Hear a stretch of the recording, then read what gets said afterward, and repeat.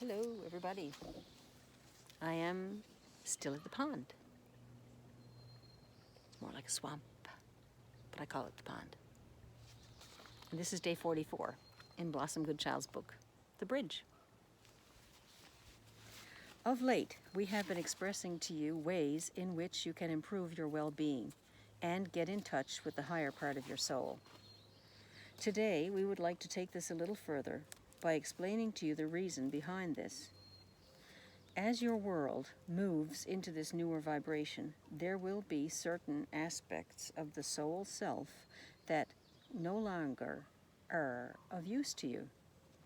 We ask you to recognize these things that are no longer of value and rid them from your entire being in order to be able to move up with the new vibration that is in its preparation stages. It is no use to do this half-heartedly. Concentrate on matters that you no longer desire to be part of you, and work diligently to expel them from that which you are.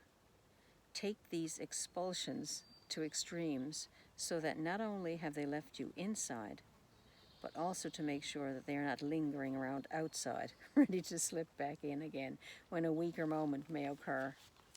Handle your conquests with ease and grace. Be of good cheer, for when you are able to discard all that is no longer of service to you, you shall find a renewed lease of life that shines from within. Take note also that many of these traits that you no longer desire may have been handed down through the generations. Therefore, it takes much more diligence in order to make sure that they are dispersed forever and shall not return. You have come to this planet with this knowledge of doing just this. So know in your being that you can, and you will see your contract through. This is imperative for souls to do. One cannot enter into the new vibration carrying old suitcases of baggage that serve to displease. One can only enter with a light heart, soul, and mind. For the new world has no place for encumbrances that are of no use to the soul's growth. Understand these things that we speak of and do your utmost to apply them to your being. As you do so, you shall find yourself to be of lighter disposition in all things. We can prepare the way for you, we can assist in teachings, but we are unable to see you through unless you have prepared yourself. In nature, you shall recognize changes as these days move forward. Be aware of all that is changing around you. Take note of the transformation, for as it takes place, little by little, you shall recognize that what we are speaking of is coming about before your very eyes. There shall be a time when we are able to let you know who we are in a fashion that is suitable to all. Much laughter and joy shall ensue from this. We are not exactly who you think we are. You do not have an image of us in your mind's eye. You just write down these words. We say to you that this shall change, and you shall be of great surprise. Due to the no time factor from where we are unable to give you dates, etc., of when these things shall occur. We are in full steam ahead mode since the clearing that took place in your recent days, and yet in your world one cannot notice much difference. You have noticed that you and your friends are very aware of synchronicities that are occurring at a rate that is of a great quickening compared to before.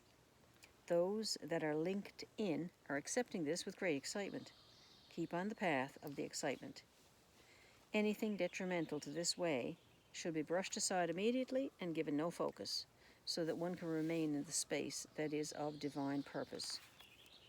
Those of earth who are accessible to these words we bring, we ask you not only to read them, but to put them into action.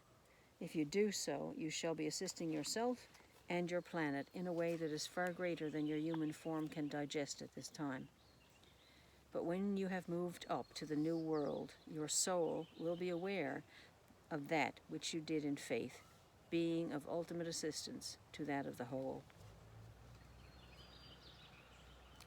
In genuine love for you earthlings, we strive to break through the barriers that have been put in place for eons of your time. Perhaps if we were to show you on a screen what all this entails, you would be able to get a much clearer picture, but this unfortunately cannot be so. Instead, we must work in this way, until such a time that the vibrations allow a different format. And for no reason at all, says Blossom, I suddenly started crying, deeply. Very difficult to explain, but I felt that I was crying for our world and what we have done to it. Ridiculous, I know. It isn't all my fault. But don't know how else to describe this feeling. And she says, can I ask what these tears are all about and why the sudden deep emotion? But there was no response. And I can feel that there is no more to be said today.